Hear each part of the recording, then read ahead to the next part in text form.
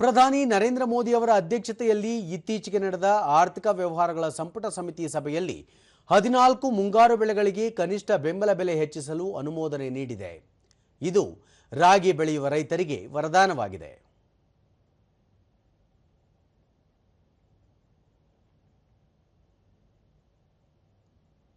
ಈ ಬಗ್ಗೆ ಪ್ರತಿಕ್ರಿಯೆ ನೀಡಿರುವ ಕೋಲಾರ ಜಿಲ್ಲಾ ಕೃಷಿ ಇಲಾಖೆ ಜಂಟಿ ನಿರ್ದೇಶಕಿ ಸುಮಾ, ಜಿಲ್ಲೆಯು ಬರಪೀಡಿತ ಪ್ರದೇಶವಾಗಿರುವುದರಿಂದ ಮಳೆ ಆಧಾರಿತ ಬೇಸಾಯ ಇಲ್ಲಿ ಪ್ರಧಾನವಾಗಿದೆ.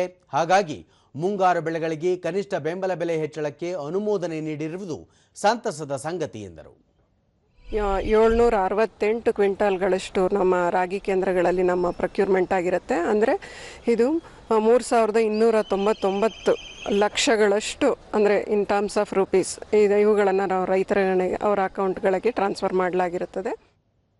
ರೈತ ಮುಖಂಡ ಶಿವಪ್ಪ, ಸಾಯಿನಾಥನ್ ವರದಿಯನ್ನು ಜಾರಿಗೆ ತಂದರೆ ರೈತರಿಗೆ ಇನ್ನಷ್ಟು ಸಹಾಯಕವಾಗಲಿದೆ ಎಂದು ಅಭಿಪ್ರಾಯ ವ್ಯಕ್ತಪಡಿಸಿದರು. ಆದರೆ ಇವತ್ತು ರಾಗಿ ಬೆಳೆಯೋಕ್ಕೆ ಆಗ್ತಾ ಇಲ್ಲ. ಅಂಥ ಪರಿಸ್ಥಿತಿಯಲ್ಲಿ ನೀವು ಘೋಷಣೆ ಮಾಡಿರೋ ಇದಕ್ಕೆ ನಾವು ಉತ್ಪಾದನೆ ಮಾಡಿ ಆಗದೇ ಇರುವಂಥ ಕಷ್ಟ ರೈತರದಾಗಿದೆ.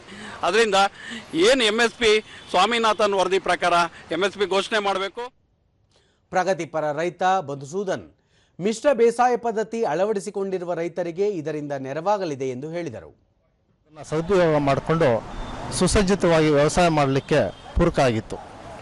ಇವತ್ತು ಅವರು ಬೆಳೆದಂಥ ಬೆಳೆಗಳಿಗೆ ಬೆಂಬಲ ಬೆಲೆ ಘೋಷಿಸೋದ್ರ ಮೂಲಕ ರೈತರ ಶಕ್ತಿಯನ್ನು ಮತ್ತು ರೈತ ವೃತ್ತಿಯಲ್ಲಿ, ಕೃಷಿ ವೃತ್ತಿಯಲ್ಲಿ ಆಸಕ್ತಿಯನ್ನು ಹೆಚ್ಚಿಸ್ತಕ್ಕಂಥದ್ದು ಇದರಿಂದಾಗಿ ಕಾಣಬಹುದಾಗಿದೆ. ಮತ್ತೋರ್ವ ರೈತ ನಾರಾಯಣಸ್ವಾಮಿ, ಕೇಂದ್ರ ಸರ್ಕಾರದ ನಿರ್ಧಾರ ದಳ್ಳಾಳಿಗಳಿಂದ ರೈತರಿಗೆ ಆಗುವ ನಷ್ಟವನ್ನು ತಪ್ಪಿಸಲಿದೆ ಎಂದು ತಿಳಿಸಿದರು. ನಮಗೆ ಸರಿಯಾದ ರೀತಿಯಲ್ಲಿ ಅನುಕೂಲ ಆಗುತ್ತದೆ.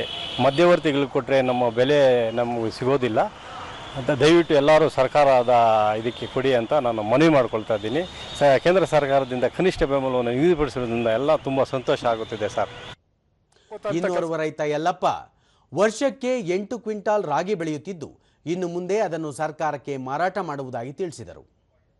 ಕೆಲಸನೂ ಆಗ್ತಾ ಇದೆ, ನಮಗೂ ತುಂಬ ಅನುಕೂಲನೂ ಆಗ್ತದೆ, ರೈತರಿಗೂ ಒಳ್ಳೆ ಅನುಕೂಲ ಆಗುತ್ತೆ. ಯಾಕಂದರೆ ರಾಗಿ ನಾವು ಬೆಳೆದು ಸರ್ಕಾರ ಮತ್ತು ಇವ್ರಿಗೆ ಹಾಕೋದ್ರಿಂದ, ನಾವು ಸರ್ಕಾರ ಕೊಡೋದ್ರಿಂದ ಅದು ಎಲ್ಲ ಜನಕ್ಕೂ ಸೇರುತ್ತೆ. ದಯವಿಟ್ಟು ಎಲ್ಲರೂ ರೈತರು ಎಚ್ಚೆತ್ಕೊಂಡು ಸರ್ಕಾರ ಬೆಂಬಲ ಬೆಲೆ ಕೊಡ್ತಾ ಇದೆ, ಎಲ್ಲರೂ ದಯವಿಟ್ಟು ಅದಕ್ಕೆ ಸ್ಪಂದಿಸಿದ್ರೆ ತುಂಬ ಅನುಕೂಲ ಆಗುವಂಥ ಕೆಲಸ ಆಗ್ತದೆ ಅಂತೇಳಿ